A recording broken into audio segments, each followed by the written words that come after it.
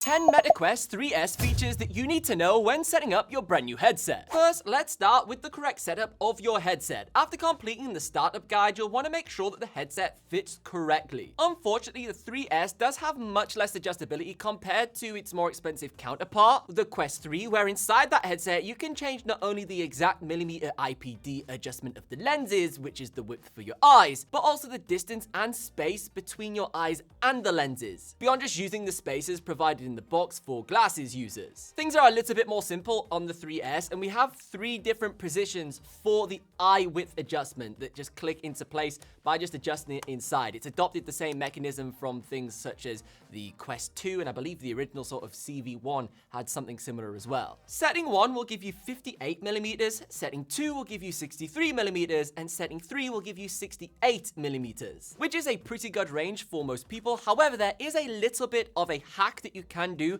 if you need to fine-tune it a little bit further. Obviously, on the flagship Quest 3, you can use this roller wheel to dial this in perfectly, but on the MetaQuest 3S, if you gently adjust the lenses instead of just having them click 1, 2, and 3, like just moving them quite abruptly, if you slide them very carefully, you can sort of get them stuck in between a position like 1.5, 2.5, and so on, which can help adjust the focal length ever so slightly if required. Now, to get the exact distance and measurement for the IPD on your eyes, you can install an app which is called iMeasure onto your phone, and then you can use the selfie camera to calculate the exact measurement between your eyes, and then you can see which setting is best suited for you. A complaint amongst many users of the MetaQuest 3 is the battery life. Now, thankfully, there are some settings that you can change completely for free to help increase the battery life and improve this overall situation to extend your overall game sessions. If you jump into your master system settings, you can find an option called battery saver mode. If you enable this, you will see an increase in the expected battery life. However, the overall peak brightness of the displays will decrease slightly. There are some additional things that you can manually toggle on and off, such as Bluetooth and also Wi-Fi when you're not necessarily using those features. These can also help preserve the battery life, especially if you take the headset off, but it's maybe still in standby. You can disable those things before you place it down. Bit of an inconvenience though, really, to have to enable and toggle those on and off all of the time. So I wouldn't really recommend doing that, but it is an option. Alternatively, if you do have a little bit of budget, you could purchase a Pro head strap. This will upgrade the comfort of the headset. The head straps, these elastic things, are terrible on all of the Meta headsets. I always complain about these. The Pro head strap makes the headset more comfortable, but also because of its bigger design, it often has battery packs built into it at the rear, and some of the third-party manufacturers actually have detachable battery packs, so you can put those into a charger dock and then throw another one on, so you can have like unlimited battery life. Just keep switching out those battery packs at the back of the headset. Next, let me show you some cool hidden features that you need to unlock within a secret menu. These are known as Meta experimental features, which are essentially things that are still in development that you can get early access to and kind of test them. You have to enable experimental mode voluntarily within your headset. Features and settings are ever changing within this menu, and some of them will become native into the operating system later down the line in future updates. So if they move and you wonder where they've gone,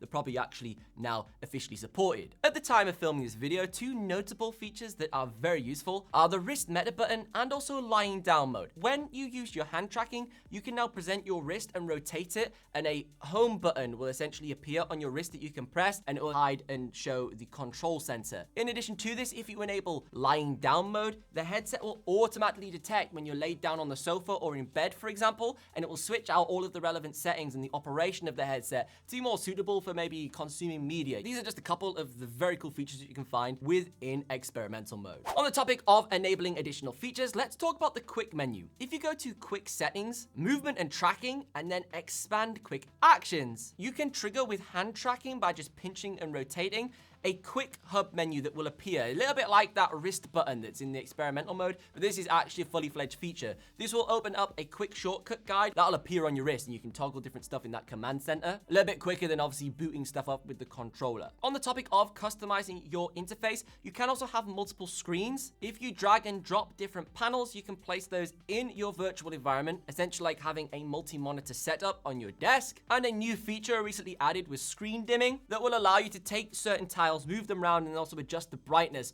of the panels and the background behind it so you can focus more on those screens. Next, let's talk about some controller shortcuts that will allow you to enable and access different features much quicker. If you double tap both of the controllers together, this will let you switch into hand tracking mode. You can automatically configure the headset to detect your hands, but I do often find this to be glitchy and prefer this manual method. Other controller shortcuts are very useful for screen recording and capturing screenshots. On the right hand controller, if you hold down the Meta home button and quick press the trigger, this will take a screenshot. In addition to this, if you hold down the Meta home button and long press on the trigger, this will start the recording process for your screen recording, and then you repeat the exact same button configuration to stop it. This will automatically save to your gallery and then sync to your smartphone within the Horizon app, where you can then go ahead and download it to your phone. Do be aware, if you have slower internet, longer video clips sometimes fail to sync, making it very difficult to transfer them onto your PC or smartphone. So sometimes it's best to just capture shorter clips and share multiple at once. On the topic of these record settings, you will want to change these straight out of the box because the headset's basically designed to preserve memory space, so the quality of these recordings will be absolutely atrocious. If you go into your master settings and then go over to the capture options, you can customize how the video will be recorded and the screenshots will be captured within your Quest 3S. You want to make sure that you increase the bitrate of your recordings to 20, which is the maximum. This will give you the best, highest quality fidelity and detail within them. Also, you want to make sure that you change the resolution. You've got a few different options for the resolution depending on the media or the medium where you want to share these videos, whether you want to put them in a horizontal YouTube video, make them as Instagram reels, or just share them as squares on Facebook or something like that. So you can change the resolution and aspect ratio of this footage. I personally captures everything in 1080p horizontal, so I can use it in YouTube videos. You see all the recordings you're seeing in today's video were used with the internal capture recording on the Quest 3S. And a final setting that you may wish to change is also the frame rate to make it much smoother. Another new feature recently added to the Quest operating system is now the ability to mix audio levels within your screen captures and recordings. So you can now change the volume capture of your internal microphone on the headset compared to the gameplay. So you can mix those to have a little bit of a mix where the gameplay might be louder or quieter. So if you want to do voiceovers directly in the headset, absolutely perfect. Or you can completely mute the microphone and turn that slider down. Continuing our focus on different sliders that you can adjust, you can now change the boundary sensitivity and expand your available play space. When you first set up your Quest 3S, you will draw out a little play area for the room scale VR games, but you'll notice that even though you're nowhere near the end of the boundary, it will bring up the grid saying that you're going to crash into the TV, the wall, or whatever. But really, you might have a good still bit of distance to go before you actually will collide with an object. Obviously, Meta is going to make this headset as safe as humanly possible for people using this, so no one breaks their wrist or something stupid or falls over something. But if this is annoying you and you have a very safe space and it can be expanded further beyond where it's actually warning you, you can now dive into the master settings and expand your play boundary. Essentially, you can adjust the sensitivity of the safeguard grid appearing from low to high. Do be careful when you are tweaking this. Make sure you are still using the headset in a safe manner. But there's also an advanced tab that you can unlock to then tweak this even further with individual parameters for